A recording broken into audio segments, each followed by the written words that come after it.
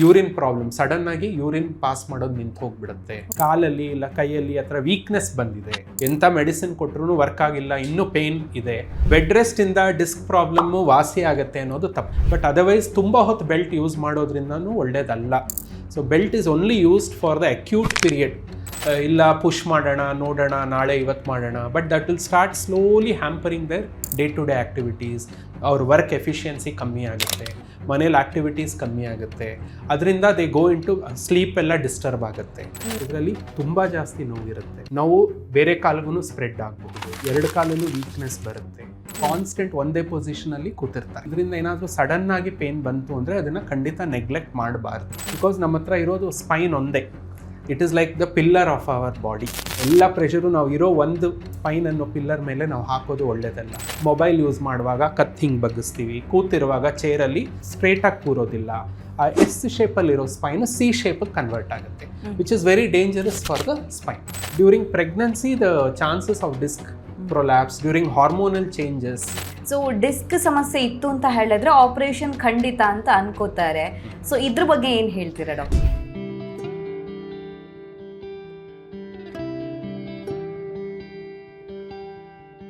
ನಮಸ್ತೆ, ನೀವು ನೋಡ್ತಾ ಇದ್ದೀರಾ ವಿಜಯ ಕರ್ನಾಟಕ. ನಾನು ರಕ್ಷಾ ಕೋಟ್ಯಾನ್. ಇತ್ತೀಚಿನ ದಿನಗಳಲ್ಲಿ ಕಾಡುವಂಥ ಹೆಚ್ಚಿನ ಸಮಸ್ಯೆಗಳಲ್ಲಿ, ಅದರಲ್ಲೂ ಆರೋಗ್ಯ ಸಮಸ್ಯೆಯಲ್ಲಿ ನಾವು ನೋಡೋದಾದರೆ ಸ್ಲಿಪ್ ಡಿಸ್ಕ್ ಅಥವಾ ಡಿಸ್ಕ್ ಸಮಸ್ಯೆ ಹೆಚ್ಚಾಗಿ ಕಾಣಿಸ್ಕೊಳ್ತಾ ಇದೆ. ಸೊ ಈ ಸ್ಲಿಪ್ ಡಿಸ್ಕ್ ಅಂತ ಹೇಳಿದ್ರೆ ಏನು, ಯಾವ ವಿಚಾರವನ್ನು ನಾವು ತಪ್ಪಾಗಿ ಅರ್ಥ ಮಾಡ್ಕೊಂಡಿದ್ದೇವೆ, ಬೆನ್ನಿನ ಭಾಗದಲ್ಲಿ ಬರುವಂಥ ಎಲ್ಲ ನೋವು ಕೂಡ ಡಿಸ್ಕ್ ಸಮಸ್ಯೆನೇ ಆಗಿರುತ್ತಾ, ಇದಕ್ಕೆ ಚಿಕಿತ್ಸೆ ಹೇಗಿರುತ್ತೆ, ಈ ವಿಚಾರದ ಬಗ್ಗೆ ಹೆಚ್ಚಿನ ಮಾಹಿತಿಯನ್ನು ತಿಳಿಸ್ಕೊಡೋದಕ್ಕೆ ಇವತ್ತು ನಮ್ಮ ಜೊತೆ ಇದ್ದಾರೆ doctor Adesh J, senior consultant neuro surgery and spine surgery, Apollo hospitals, Seshadripuram, Bangalore. Doctor, ಕಾರ್ಯಕ್ರಮಕ್ಕೆ ಸ್ವಾಗತ. Thank you. ನಮಸ್ಕಾರ ಎಲ್ಲರಿಗೂ. ಡಾಕ್ಟರ್, ಈಗ ಡಿಸ್ಕ್ ಪ್ರಾಬ್ಲಮ್ ಅಂತ ಬಂದಾಗ ಸ್ಲಿಪ್ ಡಿಸ್ಕ್ ಅಂತ ನಾವು ಇದ್ರ ಬಗ್ಗೆ ಮಾತಾಡೋದಾದ್ರೆ, ಸೊ ಈ ಸ್ಲಿಪ್ ಡಿಸ್ಕ್ ಅಂತ ಹೇಳಿದ್ರೆ ಏನು?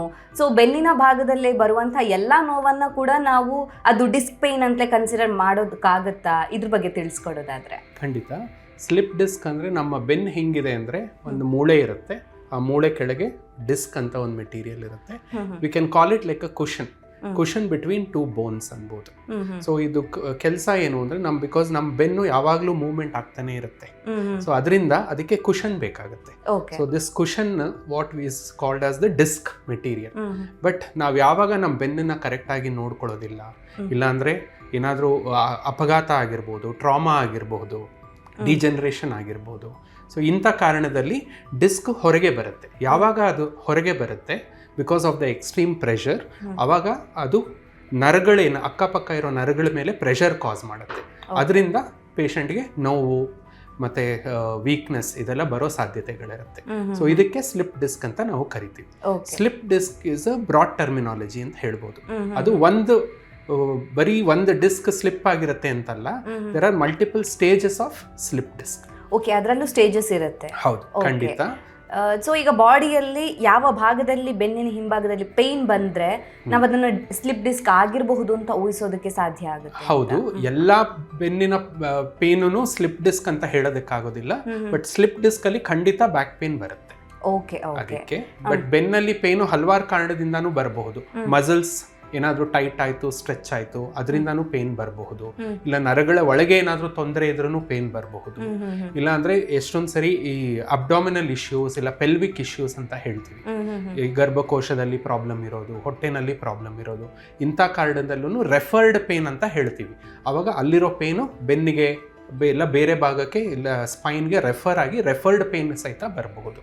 But one of the most common causes is definitely slip disc problems that we see. Okay, ಹಾಗಿದ್ರೆ ಈಗ ಸ್ಲಿಪ್ ಡಿಸ್ಕ್ ಆರಂಭ ಆಗಿದೆ ಅಥವಾ ಏನೋ ಪೇನ್ ಸ್ಟಾರ್ಟ್ ಆಗಿದೆ ಇರ್ಬೇಕಾದ್ರೆ ಬೇರೆ ಸಿಂಪ್ಟಮ್ಸ್ ಏನಾದರೂ ಕಾಣಿಸ್ಕೊಳ್ಳುತ್ತಾ? ಸೊ ಯಾವ ಪಾಯಿಂಟ್ ಆಫ್ ವ್ಯೂನಲ್ಲಿ ನಾವು ಅದನ್ನ ಇಗ್ನೋರ್ ಮಾಡಬಾರ್ದು? ಇದು ನಿಮ್ಗೆ ಹೇಳಿದ ಹಾಗೆ ಸ್ಲಿಪ್ ಡಿಸ್ಕ್ 4 ಸ್ಟೇಜ್ ಅಂತ, ಬ್ರಾಡ್ ಆಗಿ 4 ಸ್ಟೇಜ್ ಅಂತ ಹೇಳ್ಬೋದು. ಒಂದು ಡಿಸ್ಕ್ ಬಲ್ಜ್ ಅಂತ ಹೇಳ್ತೀವಿ. ಬಲ್ಜ್ ಅಂದ್ರೆ ಅದು ಅದ್ರ ಜಾಗದಿಂದ ಸ್ವಲ್ಪ ಮೂವ್ ಆಗಿರುತ್ತೆ ಆ ಕುಷನ್. ಆ ಡಿಸ್ಕ್ ನಾನೇನು ಕುಷನ್ ತರ ಎಕ್ಸ್ಪ್ಲೇನ್ ಮಾಡಿದೀನಿ ಅದೊಂದು ಸ್ವಲ್ಪ ಮೂವ್ ಆಗಿರುತ್ತೆ, ನರಕ್ಕೆ ಜಸ್ಟ್ ಟಚ್ ಆಗ್ತಾ ಇರುತ್ತೆ. ಇಂಥ ಟೈಮಲ್ಲಿ ಅವ್ರಿಗೆ ಪೇಷಂಟ್ಗೆ ಬರೀ ಬೆನ್ನೋವು ಆ ಥರ ಬರುತ್ತೆ. ಸ್ವಲ್ಪ ಯೂಶಲಿ ಸ್ಲಿಪ್ ಡಿಸ್ಕ್ ಜಾಸ್ತಿ ಬರೋದು ಕೆಳಗಡೆ ಬೆನ್ನಲ್ಲಿ, ಲಂಬಾರ್ ರೀಜನ್ ಅಂತ ಹೇಳ್ತೀವಿ. ಇಲ್ಲ ಅಂದ್ರೆ ನೆಕ್ಸ್ಟ್ ಕಾಮನ್ ಬಂದ್ಬಿಟ್ಟು ಕತ್ತಲ್ಲಿ, ಸರ್ವೈಕಲ್ ರೀಜನ್ ಅಂತ ಹೇಳ್ತೀವಿ. But most common 70 to 80% of the slip disc ಬರೋದು ಲಂಬಾರ್ ರೀಜನ್, ಹಾಗಂದ್ರೆ ಕೆಳಗಿನ ಬೆನ್ನಿನ ಭಾಗದಲ್ಲೇ ಸ್ಲಿಪ್ ಡಿಸ್ಕ್ ಬರೋ ಸಾಧ್ಯತೆಗಳು. ಇದು ಜಸ್ಟ್ ಸ್ಲಿಪ್ ಡಿಸ್ಕ್ ಬಲ್ಜ್ ಇದ್ರೆ ನರದ ಮೇಲೆ ಸ್ವಲ್ಪ ಒತ್ತಡ ಕೊಡುತ್ತೆ, ಅವಾಗ ಕಾಲಲ್ಲಿ ನೋವು ಬರುತ್ತೆ. ಅದು ರ್ಯಾಡಿಕ್ಯುಲಾರ್ ಪೇನ್ ಅಂತ ಕರಿತೀವಿ. ಅದು ಒಳ್ಳೆ ಎಲೆಕ್ಟ್ರಿಕ್ ಶಾಕ್ ಪೇನ್ ತರ ಸೆನ್ಸೇಷನ್ ಇರೋ ತರ ಪೇನ್ ಬರುತ್ತೆ, ಅಂದ್ರೆ ಆ ತರ ಫೀಲ್ ಆಗುತ್ತೆ. ಹೌದು. Okay okay. ಆಮೇಲೆ ಕಾಲಲ್ಲಿ ಜೋಮ್ ಸಹಿತ ಬರಬಹುದು, ನಮ್ನೆಸ್ ಅಂತೀವಿ. ಆಮೇಲೆ ಪಿನ್ಸ್ ಅಂಡ್ ನೀಡಲ್ ಸೆನ್ಸೇಷನ್ ಅಂತೀವಿ, ಟಿಂಗ್ಲಿಂಗ್ ಅಂತೀವಿ, ಈ ಥರ ಎಲ್ಲ ಬರುತ್ತೆ. ಒಂದೊಂದ್ಸರಿ ಪೇಷಂಟು ಯಾವಾಗ ಡಿಸ್ಕ್ ಇದು ಸ್ಟೇಜ್ 1ನಲ್ಲಿ, ಸ್ಟೇಜ್ 2ನಲ್ಲಿ ಡಿಸ್ಕ್ ಪ್ರೊಟ್ರೂಷನ್ ಅಂತೀವಿ, ಅಂದರೆ ಇನ್ನೂ ಡಿಸ್ಕ್ ಜಾಸ್ತಿ ಹೊರಗೆ ಬರುತ್ತೆ, ಆವಾಗ ನರಗಳು ಇನ್ನೂ ಜಾಸ್ತಿ ಡ್ಯಾಮೇಜ್ ಆಗುತ್ತೆ, ಆವಾಗ ಪೇಷಂಟ್ಗೆ ವೀಕ್ನೆಸ್ ಬರೋ ಸಾಧ್ಯತೆಗಳಿರುತ್ತೆ. ಕಾಲಲ್ಲಿ ಮೂಮೆಂಟಲ್ಲಿ ಎಸ್ಪೆಷಲಿ ಪಾದ ಮೇಲೆ ಕೆಳಗೆ ಮಾಡೋದ್ರಲ್ಲಿ ವೀಕ್ನೆಸ್ ಬರುತ್ತೆ, ಚಪ್ಪಲಿ ಜಾರುತ್ತೆ, ಈ ಥರ ಸಿಂಪ್ಟಮ್ಸ್ ಡೆವಲಪ್ ಆಗುತ್ತೆ. ಅದ್ರ ನೆಕ್ಸ್ಟ್ ಬಂದ್ಬಿಟ್ಟು ಡಿಸ್ಕ್ ಎಕ್ಸ್ಟ್ರೂಷನ್ ಅಂತೀವಿ. Last stage disc sequestration. Extrusion sequestration are quite serious. ಇದರಲ್ಲಿ ತುಂಬ ಜಾಸ್ತಿ ನೋವು ಇರುತ್ತೆ, ನೋವು ಬೇರೆ ಕಾಲಿಗೂ ಸ್ಪ್ರೆಡ್ ಆಗಬಹುದು, ಎರಡು ಕಾಲಲ್ಲೂ ವೀಕ್ನೆಸ್ ಬರುತ್ತೆ, ವೀಕ್ನೆಸ್ ಜಾಸ್ತಿ ಆಗುತ್ತೆ, ನಮ್ನೆಸ್ ಜಾಸ್ತಿ ಆಗುತ್ತೆ, ಈವನ್ ಯೂರಿನ್ ಪಾಸ್ ಮಾಡೋದ್ರಲ್ಲೂ ಪ್ರಾಬ್ಲಮ್ ಬರಬಹುದು. Okay okay. ಸೊ ಒಂದೊಂದು ಹಂತದಲ್ಲಿ ಹೋಗ್ತಾ ಹೋಗ್ತಾ ಅದರ ಸಿಂಪ್ಟಮ್ಗಳು ಕೂಡ ತುಂಬಾ ವೇರಿ ಆಗುತ್ತೆ, ವರ್ಸನ್ ಆಗುತ್ತೆ ಅಂತ. ಸೊ ನೀವು ಬೆನ್ನಿನ ಭಾಗದಲ್ಲಿ ನೋವು ಬರುತ್ತೆ ಅಂತ ಹೇಳಿದ್ರಿ. ಸೊ ಈ ಪಾಯಿಂಟ್ ಆಫ್ ವ್ಯೂನಲ್ಲಿ ನಮಗೊಂದು ಡೌಟ್ ಬಂದೇ ಬರುತ್ತೆ. ಸೊ ಎಲ್ಲ ಬೆನ್ನು ನೋವನ್ನು ಕೂಡ ನಾವು ಡಿಸ್ಕ್ ಪೇನ್ ಅಂತ ಅಂದ್ಕೊಳ್ಳಿಕ್ಕೆ ಆಗುತ್ತಾ ಅಂತ. ಯಾಕೆಂತ ಹೇಳಿದಾಗ ನಾವು ಕಾಮನ್ ಆಗಿ ಬೆನ್ನುವನ್ನು ತುಂಬ ಹೊತ್ತು ಕೂತ್ಕೊಂಡೆ, ನಾನು ಎದ್ದಾಗ ನನಗೇನೋ ಜೋರ್ ಪೇಯ್ನ್ ಬಂತು. ಯಾಕಂದರೆ ಈಗಂತೂ ಸಿಟಿ ಲೈಫಲ್ಲಿ ಅಥವಾ ಕೂತ್ಕೊಂಡು ಕೆಲಸ ಮಾಡೋರಿಗೆ IT ಪರ್ಸನ್ಗಳಿಗೆಲ್ಲ ಕಾಮನ್ ಆಗಿರುತ್ತೆ ಇದು ಪೇಯ್ನ್ ಅನ್ನೋಂಥದ್ದು. ಸೊ ಜಾಸ್ತಿ ಕೂತು ಎದ್ದಾಗ ಆಗೋಂಥ ಪೇಯ್ನು ಅಥವಾ ಲಾಂಗ್ ಡ್ರೈವ್ ಹೋದಾಗ ಕೂತಾಗ ಬರುವಂಥ ಪೇಯ್ನು, ಅದನ್ನು ನಾವು ಹೇಗೆ ಅನ್ಕೋಬಹುದಾ, ಅಥವಾ ಅದು ಟೆಂಪರರಿ ಪೇಯ್ನ್ ಆಗಿರುತ್ತಾ, ಅಥವಾ ಡಿಸ್ಕ್ ಪೇಯ್ನ್ ಬರೋದಕ್ಕೆ ಅದು ಒನ್ ಆಫ್ ದ ರೀಸನ್ ಆಗಬಹುದಾ, ಹೇಗೆ ಅಂತ? ಇದು ಒಳ್ಳೆ ಪ್ರಶ್ನೆ. ಬಿಕಾಸ್ ಇವಾಗ ತುಂಬ ಸಿಡೆಂಟ್ರಿ ಲೈಫ್ ಅಂತ ಹೇಳ್ತೀವಿ. ಇವಾಗ ಬೆಂಗಳೂರು IT ಕ್ಯಾಪಿಟಲ್ ಆಗಿರೋದ್ರಿಂದ ಎಲ್ಲರೂ ಕಂಪ್ಯೂಟರ್ ಮುಂದೆ ಗಂಟೆಗಟ್ಟಲೆ ಕೂತ್ಕೊಂಡು ಕೆಲಸ ಮಾಡಬೇಕಾಗತ್ತೆ, ಮೀಟಿಂಗ್ಸ್ ಅಟೆಂಡ್ ಮಾಡಬೇಕಾಗುತ್ತೆ, ಮತ್ತು ಲಾಂಗ್ ಡ್ರೈವ್ಸ್ ನೀವೇನು ಹೇಳಿದ್ರಿ, this is all basically patients ತುಂಬ ಹೊತ್ತು ಕೂತ್ಕೊಂಡು ಮಾಡೋವಂಥದ್ದು, ಕಾನ್ಸ್ಟೆಂಟ್ ಒಂದೇ ಪೊಸಿಷನಲ್ಲಿ ಕೂತಿರ್ತಾರೆ. ಸೊ ದಿಸ್ ಡೆಫಿನೆಟ್ಲಿ ಇದರಿಂದ ಏನಾದರೂ ಸಡನ್ ಆಗಿ ಪೇನ್ ಬಂತು ಅಂದರೆ ಅದನ್ನು ಖಂಡಿತ ನೆಗ್ಲೆಕ್ಟ್ ಮಾಡಬಾರ್ದು. It could be one of the symptoms of discogenic pain ಅಂತ ಹೇಳ್ತೀವಿ. ಅಂದರೆ ಡಿಸ್ಕ್ ಪ್ರೊಲ್ಯಾಪ್ಸ್ ಇಲ್ಲ ಬಲ್ಜ್ ಆಗಿರೋದ್ರಿಂದ ಬಂದಿರೋ ಪೇನ್ ಸಾಧ್ಯತೆಗಳಿರುತ್ತೆ. ನಾವು ಯಾವಾಗ ತುಂಬ ಹೊತ್ತು ಕೂತಿರ್ತೀವಿ ಆವಾಗ ಡಿಸ್ಕ್ ಮೇಲೆ ಒತ್ತಡ ತುಂಬ ಜಾಸ್ತಿ ಆಗುತ್ತೆ, ನಮ್ಮ ಬಾಡಿ ವೆಯ್ಟ್ ಎಲ್ಲ ಕಾನ್ಸ್ಟೆಂಟ್ ಆಗಿ ಆ ಡಿಸ್ಕ್ ಮೇಲೆ ಬಿದ್ದಿರುತ್ತೆ. ಸೊ ಅದರಿಂದ ಅದು any time there is always a chance that ಅದು ಬಲ್ಜ್ ಅಥವಾ ಪ್ರೊಟ್ರೂಡ್ ಆಗಬಹುದು. ಬಟ್ ಒಂದೊಂದ್ಸರಿ ಮಸಲ್ ಕ್ಯಾಚ್ ಕೂಡ ಆಗಿರಬಹುದು, ಸಡನ್ ಆಗಿ ಹಿಡ್ಕೊಳ್ಳೋದು ಅಂತೀವಲ್ಲ. So that muscle catch also is one of the reasons that it happens. Because ನಮ್ಮ ಮಸಲ್ ಒಂದೇ ಪೊಸಿಷನ್ ಅಲ್ಲಿ ಕಾನ್ಸ್ಟೆಂಟ್ ಆಗಿದ್ದಾಗ it will undergo fatigue and strain. So ಅದರಿಂದನೂ ಮಸಲ್ ಕ್ಯಾಚ್ ಆಗುತ್ತೆ ಅಂಡ್ ಅದರಿಂದನೂ ಪೇನ್ ಬರಬಹುದು. But we should not neglect this sudden pain. It should be investigated. Okay okay. ಹಾಗಿದ್ರೆ ಈಗ ನಮಗೆ ಬೆನ್ನು ಅಥವಾ ಬ್ಯಾಕ್ ಪೇನ್ ಒಂದೇ ದಿನ ಇತ್ತು ಅಂದಾಗ ವರಿ ಮಾಡ್ಕೊಳ್ಳೋ ಅವಶ್ಯಕತೆ ಇಲ್ಲ. ಆದರೆ ಕಂಟಿನ್ಯೂಸ್ ಆಗಿ ಎಷ್ಟು ದಿನ ಇದ್ದಾಗ ನಾವು ಹಾಸ್ಪಿಟಲ್ಗೆ ಹೋಗಲೇಬೇಕಾಗುತ್ತೆ ಡಾಕ್ಟರ್? ಅಂದರೆ ಒಂದಿಷ್ಟು ದಿನ ನಾನು ವೆಯ್ಟ್ ಮಾಡ್ಬೋದು, ಏನೋ ಒಂದು ಮನೆಯಲ್ಲೇ ಎಣ್ಣೆನೋ ಕ್ರೀಮೋ ಹಚ್ಚಿ, ಅಂದರೆ ಫಸ್ಟ್ ಎಲ್ಲರೂ ಮಾಡೋವಂಥದ್ದು ಅದೇ ಥರ ಮಾಡ್ತಾರೆ, ಏನೋ ಒಂದು ಎಕ್ಸಸೈಸ್ ಮಾಡ್ಬೋದು. ಬಟ್ ಯಾವ ಒಂದು ಪಾಯಿಂಟ್ ಆಫ್ ವ್ಯೂನಲ್ಲಿ ನಾನು ಇನ್ನು ಕೂರಬಾರ್ದು, ಹಾಸ್ಪಿಟಲ್ಗೆ ಹೋಗಬೇಕು, ತೋರಿಸ್ಬೇಕು ಅಂತ?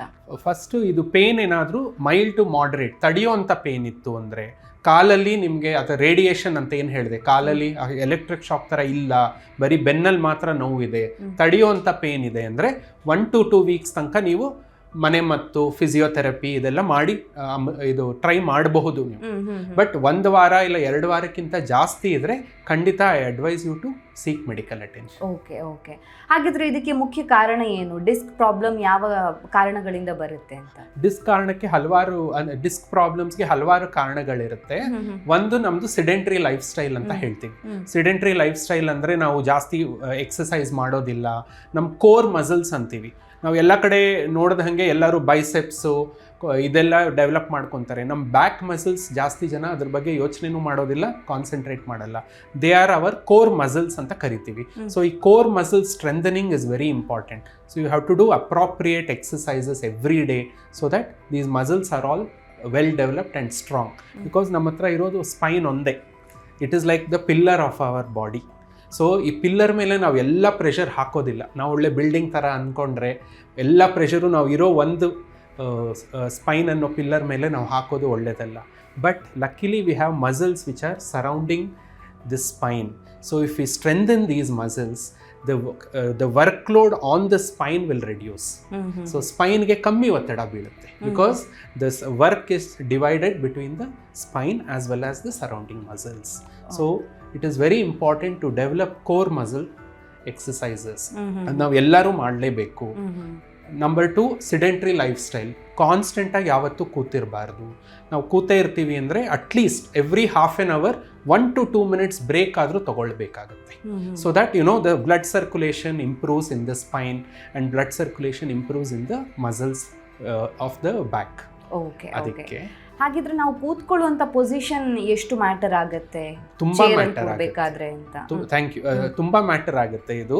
ನಾವು ಯಾವತ್ತು ಕೂತ್ಬೇಕಾದ್ರೆ ಯಾವತ್ತು ಸ್ಟ್ರೈಟ್ ಆಗಿ ಕೂತ್ಕೊಬೇಕಾಗತ್ತೆ. ಕಾಲು ಫ್ಲೋರ್ಗೆ ಫ್ಲಾಟ್ ಆಗಿರಬೇಕು, ಸ್ಲೌಚ್ ಆಗಿ ಕೂರಬಾರ್ದು. ಆಮೇಲೆ ಕಂಪ್ಯೂಟರ್ ಆಗಲಿ ಇಲ್ಲ ಡೆಸ್ಕ್ ಇರಲಿ ನಮ್ಮ ಐ ಲೆವೆಲ್ಗೆ ಇರಬೇಕಾಗತ್ತೆ. ಸೊ ದಟ್ ನಾವು ಕತ್ತು ಜಾಸ್ತಿ ಬೆಂಡ್ ಮಾಡೋಬಾರ್ದು ಅಂತ. ನಾರ್ಮಲಿ ನಮ್ಮ ಸ್ಪೈನ್ ಸ್ಟ್ರೈಟ್ ಆಗಿರೋದಿಲ್ಲ, ಎಸ್ ಶೇಪಲ್ಲಿ ಇರುತ್ತೆ. ಬಟ್ ನಾವೇನು ಮಾಡ್ತೀವಿ, ಸ್ಲೌಚಿಂಗ್ ಅಂತೀವಿ. ಹಾಗಂದರೆ ಬಗ್ತೀವಿ. ಮೊಬೈಲ್ ಯೂಸ್ ಮಾಡುವಾಗ ಕತ್ತು ಹಿಂಗೆ ಬಗ್ಗಿಸ್ತೀವಿ. ಕೂತಿರುವಾಗ ಚೇರಲ್ಲಿ ಸ್ಟ್ರೇಟಾಗಿ ಕೂರೋದಿಲ್ಲ. ಬೆನ್ನು ನಮ್ಮ ಇದು ಬ್ಯಾಕ್ ಆಫ್ ದಿ ಚೇರ್ಗೆ ಟಚ್ ಆಗಬೇಕು. ಆ ಥರ ಪೊಸಿಷನಲ್ಲಿ ಕೂತ್ರೆ ಒಳ್ಳೇದು. ಬಟ್ ನಾರ್ಮಲಿ ಹಂಗೆ ಕೂರಲ್ಲ, ಸ್ಲೌಚಿಂಗ್ ಅಂತೀವಿ.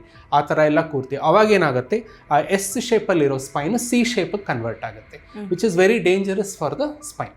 Because that is when the degeneration and slip disc risks are more. Okay. ಹಾಗಿದ್ರೆ ನಿಮ್ಮ ಎಕ್ಸ್ಪೀರಿಯನ್ಸ್ ಪ್ರಕಾರ ಡಾಕ್ಟರ್, ಯಾವ ವಯಸ್ಸಿನವರಲ್ಲಿ ಈ ಒಂದು ಸಮಸ್ಯೆನ ನೀವು ಹೆಚ್ಚಾಗಿ ಕಾಣ್ತೀರಾ ಅಂತ? ಈ slip disc problem usually productive age group ಅಲ್ಲಿ ನಾವು ಜಾಸ್ತಿ ನೋಡ್ತೀವಿ. Mainly between the ages of 30 to 50 ಈ ಏಜ್ ಅಲ್ಲೇ ನಾವು ಜಾಸ್ತಿ ನೋಡೋದು. ಬಿಕಾಸ್ 30 ಮೇಲೇನೆ ಶುರುವಾಗ್ಬಿಡುತ್ತೆ. ಹಾಗಾದ್ರೆ ಯಂಗ್ ಇನ್ನೂ ಕಮ್ಮಿ ವಯಸ್ಸಲ್ಲೂ ಬರುತ್ತೆ. But normally this is the age group then when we normally notice the slip disc. 50-60 years ಆಗ್ತಾ ಏನಾಗುತ್ತೆ, ನಮ್ಮ ಇದು ಡಿಸ್ಕ್ ಏನಿದೆ ಅದು ಡಿಹೈಡ್ರೇಷನ್ ಅಂತೀವಿ. ಅಂದರೆ disc is almost 60 to 70% made of water. So ಏನಾಗುತ್ತೆ, ವಯಸ್ಸು ಆಗ್ತಾ ಆಗ್ತಾ ಈ ವಾಟರ್ ಕಮ್ಮಿ ಹಾಕ್ಕೊಂಬರುತ್ತೆ and they undergo degeneration. So that is a different problem called as degenerative disc disease ಅಂತೀವಿ. ಅದು ಯೂಶಲಿ ನಾವು ಆಫ್ಟರ್ 60 to 70 ಇಯರ್ಸ್ ನೋಡ್ತೀವಿ. ಬಟ್ ಈ ಸ್ಲಿಪ್ ಡಿಸ್ಕ್ ಪ್ರಾಬ್ಲಮ್ ಏನಿದೆ, ಇದು well hydrated disc when we don't take care ಅದು ಹೊರಗಡೆ ಜಾರುತ್ತೆ. So that problem we notice mainly in the productive age group, which is between 30 to 50 years. ಹಾಗಾದ್ರೆ ಈಗ slip disc ಅನ್ನೋದು ಯಂಗ್ ಏಜ್ ಅಲ್ಲಿ ಬರೋದಕ್ಕೆ ಕಾರಣಗಳು ಬೇರೆ ಇರುತ್ತೆ, ಏಜ್ ಆದ್ಮೇಲೆ ಈಗ 50 ಆಫ್ಟರ್ 50 ಬರೋದಕ್ಕೆ ಕಾರಣಗಳು ಬೇರೆ ಇರುತ್ತೆ? ಖಂಡಿತ. ಯಂಗ್ ಏಜ್ ಅಲ್ಲಿ ಬರೋ ಕಾರಣಗಳು ಯಾಕೆ ಅಂದರೆ because of poor life style. ಆಮೇಲೆ ಸರಿಯಾಗಿ ತುಂಬ ಗಾಡಿ ಓಡಿಸೋದು, ಸರಿಯಾಗಿ ಗಾಡಿ ಓಡಿಸದೇ ಇರೋದು, ಇದ್ಮೇಲೆ ಸರಿಯಾಗಿ ಪೋಸ್ಚರ್ ಮೇಂಟೈನ್ ಮಾಡದೇ ಇರೋದು. ಆಮೇಲೆ ಎಷ್ಟೊಂದು ಜನ ಜಿಮ್ಗೆಲ್ಲ ಹೋಗ್ತಾರೆ, ಅಲ್ಲಿ ಸರಿಯಾಗಿ ಅನ್ಟ್ರೈನ್ಡ್ ವೇಸ್ ಇಲ್ಲ ಅನ್ಸೈಂಟಿಫಿಕ್ ವೇಸಲ್ಲಿ ಜಿಮ್ ಯೂಸ್ ಮಾಡೋದು. These are the common causes which we notice in the productive age group. In elderly age group we notice because of poor lifestyle. Smoking is a big contribution. Because ಅದೇನಾಗುತ್ತೆ, smoking ಮಾಡೋದ್ರಲ್ಲಿ disc requires lot of nutrition, lot of water. So ಈ blood ಸಪ್ಲೈನ ಕಮ್ಮಿ ಮಾಡಿಬಿಡುತ್ತೆ smoking ಮಾಡೋದ್ರಿಂದ. And disc undergoes early degeneration. So ಅದರಿಂದ ಏನಾಗುತ್ತೆ, disc problems ಬೇಗ ಬರುತ್ತೆ ಸ್ಮೋಕಿಂಗ್ ಪೀಪಲ್ ಅಲ್ಲಿ. So we should avoid smoking also. Okay. So smoking usually ನಾವು ಅನ್ಕೋತೀವಿ ಲಂಗ್ಸಿಗೆ ಎಫೆಕ್ಟ್ ಆಗುತ್ತೆ ಅಥವಾ ಹಾರ್ಟಿಗೆ ಎಫೆಕ್ಟ್ ಆಗ್ಬೋದು ಅಂತ. ಸೊ ಡಿಸ್ಕ್ ಪ್ರಾಬ್ಲಮ್ ಬರೋದಕ್ಕೂ ಕೂಡ smoking one of the reason ಆಗುತ್ತೆ ಅಂತ? ಖಂಡಿತ it is one of significant reasons for early disc disease. Okay doctor, ಹಾಗಿದ್ರೆ ಬಾಡಿ ವೆಯ್ಟ್ ಹೆಚ್ಚಾಗೋದು ಇದಕ್ಕೇನಾದರೂ ಕಾರಣ ಇರುತ್ತೆ? ಅಂದರೆ ನಮ್ಮ ಏಜ್ಗಿಂತ ಜಾಸ್ತಿ ನಮ್ಮದು ಬಾಡಿ ವೆಯ್ಟ್ ಇತ್ತು ಅಂದಾಗ ಅದು ಡಿಸ್ಕ್ನಲ್ಲಿ ಏನಾದರೂ ಸಮಸ್ಯೆ ಉಂಟು ಮಾಡೋದಕ್ಕೆ ಕಾರಣ ಆಗಬಹುದಾ? ಖಂಡಿತ. ಬಿಕಾಸ್ ನಾನು ನಿಮ್ಗೆ ಹೇಳಿದ್ದೀನಿ, ನಮ್ಮದು ಬಾಡಿಲಿ ಇರೋದು ಒಂದೇ pillar and we have to respect and take care of it. ನಾವು ಯಾವಾಗ ವೆಯ್ಟ್ ಜಾಸ್ತಿ ಆಗುತ್ತೆ ನಾವು ಅದ್ರ ಮೇಲೆ ಜಾಸ್ತಿ ಒತ್ತಡ ಹಾಕ್ತೀವಿ. ಯಾವಾಗ ಜಾಸ್ತಿ ಒತ್ತಡ ಹಾಕ್ತೀವಿ ಆವಾಗ ಡಿಜೆನರೇಷನ್ ಆಗಲಿ ಡಿಸ್ಕ್ ಡಿಸೀಸ್ ಜಾಸ್ತಿ ಆಗುತ್ತೆ. ಅದು ಒಂದನೇ ಕಾರಣ. ಸೆಕೆಂಡು, ನಾವು ದಪ್ಪ ಆಗ್ತಾ ಆಗ್ತಾ ನಮ್ಮ ಸ್ಪೈನಲ್ಲಿ ಒಂದು ಸೆಂಟರ್ ಆಫ್ ಗ್ರಾವಿಟಿ ಅಂತ ಇರುತ್ತೆ. In fact every object in this, it's physics topic ಅನ್ಬೋದು ಒಂಥರ. ಸೊ ಎವ್ರಿ ಆಬ್ಜೆಕ್ಟ್ ನಾವು ಸೀದಾ ಕೂತಿರಲಿ, ಏನೇ ಒಂದು ಪೊಸಿಷನಲ್ಲಿರಲಿ, ಒಂದೊಂದು ಪೊಸಿಷನ್ಗೂ there is a centre of gravity. ನಾವು ಯಾವಾಗ ನಿಂತಿರ್ತೀವಿ, ನಮ್ಮ ಸೆಂಟರ್ ನಾರ್ಮಲಿ ನಮ್ಮ centre of gravity is we call it as S2 ಅಂತೀವಿ, ಜಸ್ಟ್ ಆಂಟೀರಿಯರ್ ಟು S2 ಅಂತ ಹೇಳ್ತೀವಿ, ಅಲ್ಲಿ ಇರಬೇಕು. ಬಟ್ ನಾವು ಯಾವಾಗ ದಪ್ಪ ಆಗ್ತೀವಿ ಅವಾಗ ಸೆಂಟರ್ ಆಫ್ ಗ್ರಾವಿಟಿ ಮೂವ್ ಆಗುತ್ತೆ. ಯಾವಾಗ ಸೆಂಟರ್ ಆಫ್ ಗ್ರಾವಿಟಿ ಮೂವ್ ಆಗುತ್ತೆ, ನಮ್ಮ ಸ್ಪೈನ್ ಮೇಲೆ ಒತ್ತಡ ಜಾಸ್ತಿ ಬೀಳುತ್ತೆ. ಸೊ ಅದಕ್ಕೆ obesity is a direct cause for causing disc problems. So we have to lose weight, that is very essential. Okay, so ತೂಕ ಹೆಚ್ಚಾಗೋದು ಕಾರಣ ಅಂತ ಹೇಳಿದ್ರಿ. ಸೊ ನಾನು ಫಿಟ್ ಆಗಿರಬೇಕು ಅಂತಲೇ ಜಿಮ್ಮಿಗೆ ಹೋಗ್ತೀವಿ, ತೂಕ ಡಿಸ್ಕ್ ಪ್ರಾಬ್ಲಮ್ ಬರಬಾರ್ದು, ತೂಕ ಹೆಚ್ಚಾಗುತ್ತೆ ಅನ್ನೋದು ಒಂದು ಕಡೆ ಆದರೆ, ನಾವು ಬಾಡಿ ವೆಯ್ಟ್ನ ಮೇಂಟೈನ್ ಮಾಡಬೇಕು ಅಂತ ಜಿಮ್ಗೆ ಹೋದಾಗ ಜಿಮ್ಮಲ್ಲಿ ಯಾವ ಮಿಸ್ಟೇಕ್ಸನ್ನು ನಾವು ಮಾಡಬಾರ್ದು ಅಂತ. ಯಾಕಂದರೆ ನಾನು ಫಿಟ್ ಆಗಬೇಕು ಅಥವಾ ದಪ್ಪ ಆಗಬೇಕು, ಸಣ್ಣ ಆಗಬೇಕು ಅಂತ ಓವರ್ ವೆಯ್ಟ್ ಗೇನ್ ಮಾಡೋದು ಕೂಡ ಪ್ರಾಬ್ಲಮನ್ನು ಉಂಟು ಮಾಡ್ಬೋದು. ಅಂದರೆ ನಮ್ಮ ದೇಹಕ್ಕೆ ಎಷ್ಟು ಬೇಕು ಅದಕ್ಕಿಂತ ಮಿತಿ ಮೀರಿ ನಾವು ಎಕ್ಸಸೈಸ್ ಮಾಡೋದು ಕೂಡ ಒಂದು ಕಡೆ ಎಫೆಕ್ಟ್ ಆಗಬಹುದೇನೋ. ಸೊ ಜಿಮ್ಮಲ್ಲಿ ಯಾವೆಲ್ಲ ತಪ್ಪುಗಳನ್ನು ಯುವಕರು ಮಾಡಬಾರ್ದು ಅಂತ. ಒಂದು ಜಿಮ್ಮಲ್ಲಿ ಹೋಗೋದು, ಇವಾಗ ಯುವಕರು ಹೋಗ್ತಾರೆ, ತುಂಬ ಜೋಶ್ ಇರುತ್ತೆ ಅವ್ರಿಗೆ, ಅವ್ರು ಹೋಗ್ತಾರೆ ಫಸ್ಟೇನೆ ಬ್ರೆಂಚ್ ಪ್ರೆಸ್ ಎಲ್ಲ ಶುರು ಮಾಡಿಬಿಡ್ತಾರೆ. So that is a wrong way of starting, because we have seen even my personal experience, ನಾನು ತುಂಬ ಪೇಷಂಟ್ಸ್ ನೋಡಿದ್ದೀನಿ, Young patients who have done bench press without proper training, and that will cause disc prolapse. They come with acute disc prolapse anta heltivi, where one the press inda the pressure will be so much on the body that disc will immediately come out, which we will have to immediately address it, either medically or surgically, but it has to be addressed. So gym ge hoguvaga always warm up tumba important. Always do warm ups. Nim body na idu ಮಾಡ್ಕೊಳ್ಳಿ, warm up ಮಾಡ್ಕೊಳ್ಳಿ. ಆಮೇಲೆ course ನಿಮ್ಗೆ ಹೇಳ್ದಂಗೆ core muscle strengthening ಮಾಡ್ಕೊಳ್ಳಿ. And it is always better, especially bench press ಈ ಥರ heavy duty gym equipments use ಮಾಡುವಾಗ better to take a professional assistance also. Gym equipments use ಮಾಡುವಾಗ ಜರ್ಕಿ ಮೋಷನ್ಸ್ ಮಾಡಬಾರ್ದು, because all the jerky motions can cause disc prolapse. Okay. ಈಗ ಮಹಿಳೆಯರು ಮತ್ತು ಪುರುಷರನ್ನು compare ಮಾಡಿದಾಗ ಇಂಥವ್ರಿಗೆ ಜಾಸ್ತಿ ಈ ಸ್ಲಿಪ್ ಡಿಸ್ಕ್ ಆಗುತ್ತೆ ಅಂತ ಹೇಳೋದಕ್ಕಾಗುತ್ತಾ, ಹೇಗೆ ಅಂತ? ಯೂಶಲಿ ಮಹಿಳೆಯರು ಪುರುಷರಂತ ಡಿಫ್ರೆನ್ಸ್ ಏನೂ ಇರೋದಿಲ್ಲ, ಬಟ್ ಇನ್ ಜನರಲಿ ಸ್ವಲ್ಪ ನಾವು ಜಾಸ್ತಿ ಪುರುಷರಲ್ಲಿ ನೋಡ್ತೀವಿ, because generally they are more little physically more active, there is more propensity for smoking, they drive more and they do more labour intensive work ಅಂತ. Because of this reason we notice, but otherwise genetically there is no difference between male and female changes in disc diseases ಏನು ಅಷ್ಟು ಇರೋದಿಲ್ಲ. But during pregnancy the chances of disc prolapse during hormonal changes that also effects the disc. So these are some of the few possibilities. Okay, hormone variation ಕೂಡ effect ಆಗುತ್ತೆ ಹಾಗಾದ್ರೆ? ಸ್ವಲ್ಪ ಮಟ್ಟಿಗೆ effect ಆಗುತ್ತೆ. ಅಂದ್ರೆ ಮೆನೋಪಾಸ್ ಆದ್ಮೇಲೆ ಅದು ಸಮಸ್ಯೆ ಉಂಟು ಮಾಡುತ್ತಾ? ಹೌದು, ಮೆನೋಪಾಸ್ ಆದ್ಮೇಲೆ ಏನಾಗುತ್ತೆ, ನಮ್ಮ ಮೂಳೆಗಳು ತುಂಬಾ ವೀಕ್ ಹಾಕೊಂಡು ಬರುತ್ತೆ. ಇಟ್ ಇಸ್ ಕಾಲ್ಡ್ ಆಸ್ಟಿಯೋಪೊರೋಸಿಸ್ ಅಂತೀವಿ. ನಮ್ಮ ಎಲ್ಲ ಮೂಳೆಗಳು ವೀಕ್ ಆಗುತ್ತೆ, ಇನ್ಕ್ಲೂಡಿಂಗ್ ದ ಸ್ಪೈನ್. ಸೊ ಯಾವಾಗ ನಮ್ಮ ಮೂಳೆ ವೀಕ್ ಆಗುತ್ತೆ, ಆಮೇಲೆ ಡಿಸ್ಕ್ ಡಿಹೈಡ್ರೇಷನ್ ಎಲ್ಲ ಆಗುತ್ತೆ, that can cause fractures of the spine and even degenerative disc disease ಅಂತ ಹೇಳ್ತೀವಿ. ಇದೆಲ್ಲ ತುಂಬ ಆಗುತ್ತೆ ಈಸ್ ಪಾಸಿಬಿಲಿಟೀಸ್. ಸೊ ಡಿಸ್ಕ್ ಸಮಸ್ಯೆ ಇತ್ತು ಅಂತ ಹೇಳಿದ್ರೆ ಆಪರೇಷನ್ ಖಂಡಿತ ಅಂತ ಅನ್ಕೋತಾರೆ. ಸೊ ಇದ್ರ ಬಗ್ಗೆ ಏನು ಹೇಳ್ತೀರಾ ಡಾಕ್ಟರ್? ಇಲ್ಲ, ಇದು ಖಂಡಿತ ಸುಳ್ಳು. So usually disc disease almost 80 to 90% ನಾವು ಮೆಡಿಸಿನಿಂದನೇ ಮತ್ತು ಫಿಸಿಯೋಥೆರಪಿಯಿಂದನೇ ಗುಣ ಮಾಡಬಹುದು. ಮೇ ಬಿ ಸಮ್ 10% ಆರ್ 20% ಮಾತ್ರ ಸರ್ಜರಿ ಬೇಕಾಗುತ್ತೆ. ಸೊ ಯಾವಾಗ ಸರ್ಜರಿ ಬೇಕಾಗುತ್ತೆ, ಯಾವಾಗ ನಿಮಗೆ ನ್ಯೂರಲಾಜಿಕಲ್ ಡೆಫಿಸಿಟ್ ಅಂತ ಹೇಳ್ತೀವಿ, ಹಾಗಂದ್ರೆ ಕಾಲಲ್ಲಿ ಇಲ್ಲ ಕೈಯಲ್ಲಿ ಆ ಥರ ವೀಕ್ನೆಸ್ ಬಂದಿದೆ, ಯಾವಾಗ ಮೆಡಿಕಲ್ ಥೆರಪಿ ನಿಮಗೆ ಕೊಟ್ಟಿರ್ತೀವಿ ಬಟ್ ಫೇಲ್ ಆಗಿದೆ, ಎಂಥ ಮೆಡಿಸಿನ್ ಕೊಟ್ಟರು ವರ್ಕ್ ಆಗಿಲ್ಲ, ಇನ್ನೂ ಪೇನ್ ಇದೆ ಅಂಥ ಕಂಡೀಷನ್ನಲ್ಲಿ ಈ ಥರ. ಆಮೇಲೆ ಯಾವಾಗ ಪ್ರೋಗ್ರೆಸ್ ಆಗ್ತಿದೆ, ನಿಮ್ಮ ವೀಕ್ನೆಸ್ ಆಗಲಿ ಪೇನ್ ಆಗಲಿ ಯಾವಾಗ ಪ್ರೋಗ್ರೆಸ್ ಆಗ್ತಿದೆ, ಆ ಥರ ಕಂಡೀಷನಲ್ಲಿ ಸರ್ಜರಿ ಬೇಕಾಗತ್ತೆ. ಇದರಲ್ಲಿ ಒಂದು ಇದು ಹೇಳ್ತೀವಿ, ಒಂದು ಕಾರ್ಡಾ ಈಕ್ವೈನಾ ಸಿಂಡ್ರೋಮ್ ಅಂತ ಬರುತ್ತೆ ಇದರಲ್ಲಿ. That is an acute emergency. Usually disc problem ಇದೆಲ್ಲ ಕ್ರಾನಿಕ್ ಇರುತ್ತೆ, ಬಹಳ ವೀಕಿಂದ ಇಲ್ಲ ಮಂತ್ಸಿಂದ ಇರುತ್ತೆ. ಬಟ್ ಕಾರ್ಡಾ ಈಕ್ವೈನಾ ಸಿಂಡ್ರೋಮಲ್ಲಿ ಏನಾಗುತ್ತೆ, ಒಂದೊಂದ್ಸರಿ ಸಡನ್ನಾಗಿ ನರ್ವ್ಸು ನಮ್ಮ ಮೇಯ್ನ್ ಇದು ನರ್ವ್ಸ್ ಮೇಲೆ ಪ್ರೆಸ್ ಆಗುತ್ತೆ ಡಿಸ್ಕ್. ಅವಾಗೇನಾಗುತ್ತೆ, ಯೂರಿನ್ ಪ್ರಾಬ್ಲಮ್, ಸಡನ್ನಾಗಿ ಯೂರಿನ್ ಪಾಸ್ ಮಾಡೋದು ನಿಂತು ಹೋಗ್ಬಿಡುತ್ತೆ, ಈ ಥರ ಎಲ್ಲ ಆಗುತ್ತೆ. This is an emergency. So even when surgery is required, ನಾವು ನೆಗ್ಲೆಕ್ಟ್ ಮಾಡಿದ್ರೆ, ಇಲ್ಲ ಮಾಡಿಸ್ಕೊಳ್ಳಲ್ಲ ಅಂದರೆ, then it can cause cauda equina syndrome and ಅದರಿಂದ ಪೇಷಂಟ್ ತುಂಬ ತೊಂದರೆ ಆಗ್ಬೋದು. ಓಕೆ, ಸೊ ತೀರಾ ಎಮರ್ಜೆನ್ಸಿಗೆ ಅಂತ ಹೋದಾಗ ಯೂರಿನ್ ಪ್ರಾಬ್ಲಮ್ ಬರಬಹುದು. ಖಂಡಿತ. ಓಕೆ ಓಕೆ ಡಾಕ್ಟರ್, ಹಾಗಿದ್ರೆ ಇದಕ್ಕೆ ಟೆಸ್ಟ್ ಯಾವ ರೀತಿಯಾಗಿ ಮಾಡ್ತೀರಾ? ಫಸ್ಟ್ ಪೇಷಂಟ್ ಬಂದಾಗ ನೀವು ಆಗ್ಲೇ ಮಾತಾಡ್ತಾ ಹೇಳಿದ್ರೆ ಸ್ಟೇಜಸ್ ಇದೆ ಇದರಲ್ಲಿ ಅಂತ. ಸೊ ಒಬ್ಬ ಪೇಷಂಟ್ ಬಂದಾಗ ಅದು ಯಾವ ಸ್ಟೇಜಸ್ ಅಲ್ಲಿ ಇದೆ, ಅದಕ್ಕೆ ಏನು ಟ್ರೀಟ್ಮೆಂಟ್ ಕೊಡಬೇಕು ಅನ್ನೋದಕ್ಕಿಂತ ಮುಂಚೆ ನೀವು ಏನು ಅಂತ ಟೆಸ್ಟ್ ಮಾಡಬೇಕಾಗುತ್ತೆ ಅಲ್ವಾ? ಫಸ್ಟ್ ನಾವು ಅದಕ್ಕೆ ಕರೆಕ್ಟ್ ಹಿಸ್ಟ್ರಿ ತಗೊಬೇಕು. ಪೇಷಂಟಿಂದ ಫಸ್ಟ್ ಡೀಟೇಲ್ಸ್ ತೊಗೊಬೇಕಾಗುತ್ತೆ, ಏನು ತೊಂದರೆ, ಎಷ್ಟು ದಿವಸದಿಂದಿದೆ, ಯಾವ ಥರ ಇದೆ ಅಂತ. ನೆಕ್ಸ್ಟ್ ಕ್ಲಿನಿಕಲ್ ಎಕ್ಸಾಮಿನೇಷನ್ ಅಂತೀವಿ. ಹಾಗಂದ್ರೆ ನಾವು ಕಾಲಿನ ಶಕ್ತಿ ಎಷ್ಟಿದೆ, SLR ಟೆಸ್ಟ್ ಅಂತೀವಿ. ಅಂದರೆ ಕಾಲು ಎತ್ತಿಬಿಟ್ಟು ಯಾವ ಮಟ್ಟದ ತನಕ ಎತ್ತುತ್ತಾರೆ, ಎಲ್ಲಿಂದ ನೋವು ಶುರು ಆಗ್ತಾ ಇದೆ, ಇದನ್ನೆಲ್ಲ ಟೆಸ್ಟ್ ಮಾಡ್ತೀವಿ. ಸೊ ಇದ್ರ ಆದಮೇಲೆ ನಾವು MRI ಸ್ಕ್ಯಾನ್ ಮಾಡಿಸ್ತೀವಿ. MRI ಸ್ಕ್ಯಾನಲ್ಲಿ ನಮಗೆ ನಿಮ್ಗೆ ಹೇಳ್ದಂಗೆ ಯಾವ ಡಿಸ್ಕಿಂದ ಯಾವ ಸ್ಟೇಜಲ್ಲಿದೆ ಡಿಸ್ಕ್ ಪ್ರಾಬ್ಲಮ್ ಅಂತ ನಮಗೆ ಕ್ಲಿಯರ್ ಕಟ್ ಐಡಿಯಾ ಗೊತ್ತಾಗುತ್ತೆ. So then we call something called as clinico radiological correlation. ನಾವೇನು ಕ್ಲಿನಿಕಲಿ ಪೇಷಂಟಲ್ಲಿ ಎಕ್ಸಾಮಿನ್ ಮಾಡಿರ್ತೀವಿ ಮತ್ತು ಏನು ರೇಡಿಯಾಲಜಿ ನಲ್ಲಿ ನಾವು ಅಂದರೆ MRI ಫಿಲಮ್ಸಲ್ಲಿ ಏನು ಫೈಂಡಿಂಗ್ಸ್ ನೋಡ್ತೀವಿ, ಇದನ್ನು ನಾವು ಕೋರಿಲೇಟ್ ಮಾಡಿಬಿಟ್ಟು ನಾವು ಪೇಷಂಟ್ಗೆ ಡಿಸಿಷನ್ ತೊಗೊಬೇಕಾಗತ್ತೆ. ಸೊ ಅದರಲ್ಲೂ ಎವ್ರಿ ಟೈಮ್ MRI ಮಾಡಿದ ತಕ್ಷಣ ಸರ್ಜರಿ ಬೇಕು ಅನ್ನೋದು ತಪ್ಪು. MRI ಮಾಡಿಸೋದು ಏನು ಪ್ರಾಬ್ಲಮ್ ಯಾವ ಸ್ಟೇಜಲ್ಲಿದೆ ಅಂತ ಕಂಡು ಹಿಡಿಯೋದಕ್ಕೆ. So based on that only we will suggest the correct treatment option. Okay, ನಂಗೇನು ಡಿಸ್ಕ್ ಪ್ರಾಬ್ಲಮ್ ಇದೆ ಅಂತ ಹಾಸ್ಪಿಟಲ್ಗೆ ಹೋದಾಗ ಡಾಕ್ಟರ್ ಆಪರೇಷನ್ ಮಾಡಿನೇ ಬಿಡ್ತಾರೆ ಅಂತ ಅಂದ್ಕೊಳ್ಳೋದು ತಪ್ಪಾಗುತ್ತೆ. ಸೊ ಏನು ಅನ್ನೋದನ್ನ ಟೆಸ್ಟ್ ಮಾಡಿ ಆದ್ಮೇಲೆ ಡಿಸೈಡ್ ಮಾಡಬೇಕಾಗತ್ತೆ, ಆಪರೇಷನ್ ಬೇಕಾ ಅಥವಾ ಆಪರೇಷನ್ ಇಲ್ದೇನೆ ನಂದು ಪ್ರಾಬ್ಲಮ್ ಅನ್ನ ಸಾಲ್ವ್ ಮಾಡಬಹುದಾ ಅಂತ. ಸೊ ಯಾವ ಸ್ಟೇಜ್ ಅಲ್ಲಿ ಇದ್ದಾಗ ಸರ್ಜರಿ ಮಾಡದೆ ಬೇರೆ ಆಪ್ಷನ್ ಇಲ್ಲ ಅಂತ ನೀವು ಡಿಸೈಡ್ ಮಾಡ್ತೀರಾ? ಯೂಶಲಿ ಅದೇ ನಿಮ್ಗೆ ಹೇಳ್ದಂಗೆ ಪೇಷಂಟ್ಗೆ ವೀಕ್ನೆಸ್ ಇದೆ, ನ್ಯೂರಲಾಜಿಕಲ್ ಡೆಫಿಸಿಟ್ಸ್ ಇದೆ, ಅವಾಗ ಮಾಡಬೇಕಾಗತ್ತೆ.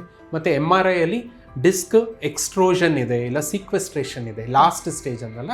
ಸ್ಟೇಜ್ 1, 2 ನಲ್ಲಿ ಎಷ್ಟೊಂದು ಸರಿ ಅವಾಯ್ಡ್ ಮಾಡಬಹುದು, ಬಟ್ ಸ್ಟೇಜ್ 3, 4 ಅಲ್ಲಿ ಡಿಸ್ಕ್ ಎಕ್ಸ್ಟ್ರೋಷನ್ ಇಲ್ಲ ಡಿಸ್ಕ್ ಸೀಕ್ವೆಸ್ಟ್ರೇಷನ್ ಅಂತೀವಿ. ಈ ತರ ಸ್ಟೇಜಲ್ಲಿ ಸರ್ಜರಿ ಅವಶ್ಯಕತೆ. ಓಕೆ, ಈಗ ಯಂಗ್ ಏಜಲ್ಲೇ ಈ ಥರ ಸಮಸ್ಯೆ ಬಂದಾಗ ಇನ್ನೇನು ಆಪರೇಷನ್ ಮಾಡಬೇಕು ಅನ್ನೋ ಸ್ಟೇಜಲ್ಲಿ ಇರೋ ಪೇಷಂಟ್ಗಳು ಕೂಡ ಬಂದಿದ್ದಾರಾ ನಿಮಗೆ? ಹೌದು, ಖಂಡಿತ ಬಂದಿದ್ದಾರೆ, ಮಾಡಿಸ್ಕೊಂಡಿದ್ದಾರೆ, ಎಲ್ಲ ಚೆನ್ನಾಗಿದ್ದಾರೆ. ಓಕೆ, ನಾರ್ಮಲ್ ಲೈಫ್ನ ಲೀಡ್ ಮಾಡ್ತಾ ಇದ್ದಾರೆ, ಸೊ ಏನು ಸಮಸ್ಯೆ ಆಗೋದಿಲ್ಲ.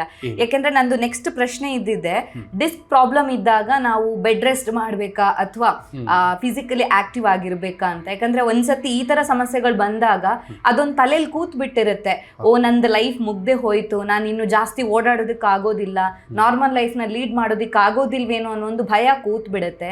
ಸೊ ಏನ್ ಹೇಳ್ತೀರಾ ಡಾಕ್ಟರ್? ಬೆಡ್ ರೆಸ್ಟ್ ಬಂದು ಟೆಂಪರರಿ ಮೆಷರ್ ಅಷ್ಟೇ. ಬೆಡ್ ರೆಸ್ಟ್ ಇಂದ ಡಿಸ್ಕ್ ಪ್ರಾಬ್ಲಮ್ ವಾಸಿ ಆಗುತ್ತೆ ಅನ್ನೋದು ತಪ್ಪು. So bed rest actually it can be detrimental. ಹಾಗಂದ್ರೆ it may not help in the long run, because ನಾವು ತುಂಬಾ ಬೆಡ್ ರೆಸ್ಟ್ ಅಲ್ಲಿ ಇದ್ರೆ ನಮ್ಮ ಮಸಲ್ಸ್ ಎಲ್ಲ ಇನ್ನೂ ಜಾಸ್ತಿ ವೀಕ್ ಆಗುತ್ತೆ. ನಮ್ಮ ಮಸಲ್ಸ್ ಆಕ್ಟಿವ್ ಇದ್ರೇನೆ ಅದು ಫಂಕ್ಷನಿಂಗ್ ಇರೋದು. ನಾವು ಯಾವಾಗ ಅದು ಬರೀ ಬೆಡ್ ರೆಸ್ಟ್ ತಗೊಂತೀವಿ ಅವಾಗ ಇನ್ನೂ ವೀಕ್ ಆಗುತ್ತೆ. ಮಸಲ್ಸ್ ವೀಕ್ ಆಯ್ತು ಅಂದ್ರೆ ಆಕ್ಚುಲಿ ಡಿಸ್ಕ್ ಪ್ರಾಬ್ಲಮ್ ಇನ್ನೂ ಜಾಸ್ತಿ ಆಗುತ್ತೆ. So bed rest is actually a myth ಅಂತ ಹೇಳ್ಬೋದು. ಓಕೆ, ಸೊ ಟ್ರೀಟ್ಮೆಂಟ್ ಟೈಮ್ ಅಲ್ಲಿ ನಾವು ಓಡಾಡಬಹುದು, ನಾರ್ಮಲ್ ಲೈಫ್ ನ ಲೀಡ್ ಮಾಡಬಹುದಾ? ಇವಾಗ ಟ್ರೀಟ್ಮೆಂಟ್ ಬಗ್ಗೆ ಸ್ವಲ್ಪ ಹೇಳೋದಾಗಿದ್ರೆ, ಇವಾಗ ಸ್ಪೈನ್ ಸರ್ಜರಿ ಹೆದರೋದಿಲ್ಲ ಖಂಡಿತ, because it is very very advance now. ಇವಾಗ ಎಂಡೋಸ್ಕೋಪಿಕ್ ಸರ್ಜರೀಸ್ ಬಂದಿದೆ, ಮಿನಿಮಲಿ ಇನ್ವೇಸಿವ್ ಸ್ಪೈನ್ ಸರ್ಜರೀಸ್ ಬಂದಿದೆ. ಬೆಳಗ್ಗೆ ಸರ್ಜರಿ ಆದರೆ ಸಾಯಂಕಾಲದಿಂದ ಇಲ್ಲ ಮಾರನೇ ದಿವಸದಿಂದನೇ ಓಡಾಡ್ಕೊಂಡಿರ್ಬೋದು. So that concept where surgery ಮಾಡಿದ್ರೆ ಓಡಾಡೋಕ್ಕಾಗಲ್ಲ, ನಾರ್ಮಲ್ ಲೈಫ್ ಲೀಡ್ ಮಾಡೋಕ್ಕಾಗಲ್ಲ, ಅದೆಲ್ಲ ಖಂಡಿತ ಆ ಥರ ಇಲ್ಲ ಇವಾಗ. Because things have advance to different level ನಾವು. ಅದಕ್ಕೆ ಸೊ ಮೈಕ್ರೋ ಸರ್ಜರೀಸ್ ಇದೆ, ಮಿನಿಮಲಿ ಇನ್ವೇಸಿವ್ ಸರ್ಜರೀಸ್ ಇದೆ, ಎಂಡೋಸ್ಕೋಪಿಕ್ ಸ್ಪೈನ್ ಸರ್ಜರೀಸ್ ಇದೆ. ಸೊ ಇದ್ರ ಮುಖಾಂತರ patient can in fact start walking and mobilising from the same day or the next day. And they can probably go back to work within 1 or 2 weeks. So 4-5 ದಿನ hospital admit ಆಗಿ ಮನೆಯಲ್ಲಿ 1 ತಿಂಗಳು rest ತಗೊಂಡು ಆಮೇಲೆ ಕೆಲಸಕ್ಕೆ ಹೋಗ್ಬೇಕು ಅಂತಿಲ್ಲ. ಸೊ ಅಷ್ಟು ವೈದ್ಯಕೀಯ ಕ್ಷೇತ್ರದಲ್ಲಿ ಟೆಕ್ನಾಲಜಿ ಮುಂದುವರೆದಿದೆ. ಸೊ ಅದು ಪೇಷಂಟ್ಗಳಿಗೂ ತುಂಬಾ ಹೆಲ್ಪ್ ಆಗ್ತಾ ಇದೆ ಅಂತ. ಸೊ ಬ್ಯಾಕ್ ಪೈನ್ ಅಂತ ಬಂದಾಗ ಅಥವಾ ನಮ್ಗೆ ಏನಾದ್ರು ಡಿಸ್ಕ್ ಪ್ರಾಬ್ಲಮ್ ಇದೆ ಅಂತ ಬಂದಾಗ ಬೆಲ್ಟ್ ಹಾಕಬೇಕಾ ಅನ್ನೋದೊಂದು ಪ್ರಶ್ನೆ ಬರುತ್ತೆ. ಬೆಲ್ಟ್ ಹಾಕಿದ್ರೇನೆ ಕಡಿಮೆ ಆಗುತ್ತಾ, ಬರೀ ಅದರಿಂದನೇ ಕಡಿಮೆ ಆಗುತ್ತಾ? ಸೊ ಈ ಥರ ಎಲ್ಲ ಡೌಟ್ಸ್ ಇರುತ್ತೆ. ಸೊ ಬ್ಯಾಕ್ ಪೈನ್ ಇದ್ದಾಗ ಅಥವಾ ಡಿಸ್ಕ್ ಪ್ರಾಬ್ಲಮ್ ಇದ್ದಾಗ ಬೆಲ್ಟ್ ಬೇಕೇ ಬೇಕಾ? ಯಾವ ಸಂದರ್ಭದಲ್ಲಿ ಅದನ್ನ ನೀವು ರೆಫರ್ ಮಾಡ್ತೀರಾ ಅಂತ? ಬೆಲ್ಟ್ ಅದೇನೆ, ಬೆಲ್ಟ್ ಕೂಡ ಬೆಡ್ ರೆಸ್ಟ್ ಥರ ಟೆಂಪರರಿ ಮೆಷರ್ ಅಷ್ಟೇ, ಸ್ವಲ್ಪ ಹೊತ್ತಿಗೆ. ಬಿಕಾಸ್ ಸ್ಪೈನ್ ಯಾವಾಗಲೂ ನಾನು ಹೇಳ್ದಂಗೆ it is a moving part of it's a moving organ, correct? So belt ಹಾಕೋದ್ರಿಂದ ಸ್ವಲ್ಪ ಟೆಂಪರರಿ ಮೊಬಿಲೈಸೇಷನ್ನ ರೆಸ್ಟ್ರಿಕ್ಟ್ ಮಾಡ್ತೀವಿ, ಬೆನ್ನಿಗೆ ಸ್ವಲ್ಪ ಹೊತ್ತಿಗೆ ರೆಸ್ಟ್ ಕೊಟ್ಟಂಗೆ ಆಗುತ್ತೆ. ಬಟ್ ಅದರ್ವೈಸ್ ತುಂಬ ಹೊತ್ತು ಬೆಲ್ಟ್ ಯೂಸ್ ಮಾಡೋದ್ರಿಂದನೂ ಒಳ್ಳೆಯದಲ್ಲ. So belt is only used for the acute period. Immediately before surgery or after surgery ಅವ್ರ ಅಕ್ಯೂಟಾಗಿ ಪೇಯ್ನ್ ಡೆವಲಪ್ ಆಯಿತು ಅಂದರೆ ಆ ಟೈಮಲ್ಲಿ ಮಾತ್ರ ಯೂಸ್ ಮಾಡಬೇಕು. ಇಲ್ಲ ಟ್ರಾವೆಲ್ ಮಾಡುವಾಗ ಮಾತ್ರ ಯೂಸ್ ಮಾಡಬೇಕು.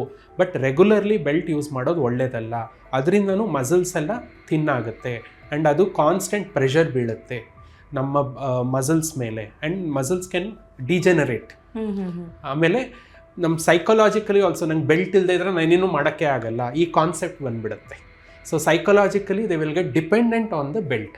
So I don't advise belt for long duration. Okay, ಹಾಗಿದ್ರೆ ಇದೊಂದು ಫಿಸಿಕಲ್ ಪ್ರಾಬ್ಲಮ್ ಆಗಿರುತ್ತೆ, ಡಿಸ್ಕ್ ಪ್ರಾಬ್ಲಮ್ ಆಗೋದು.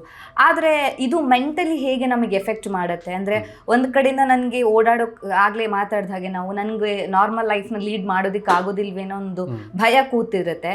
ಅದ್ರ ಜೊತೆಗೆ ವರ್ಕ್ ಡಿಲೇ ಆಗೋ ಚಾನ್ಸಸ್ ಇರುತ್ತೆ, ನಮ್ದು ಡೈಲಿ ವರ್ಕ್ ಡಿಲೇ ಆಗೋ ಚಾನ್ಸಸ್ ಇರುತ್ತೆ.